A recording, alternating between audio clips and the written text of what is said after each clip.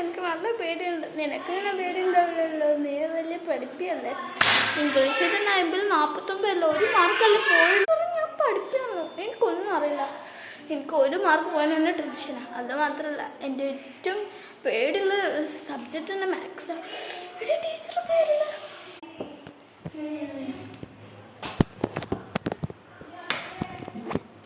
Good morning ഒന്നില്ലേ? Good morning miss. Good morning miss. നമുക്കെന്താ എഴുന്നേറ്റിക്കാൻ കഴിയില്ലേ? Good morning miss. അപ്പം പരീക്ഷാ പേപ്പർ എല്ലാവർക്കും തരാൻ പോകട്ടോ. Okay miss. നല്ല മാർക്കുണ്ട്.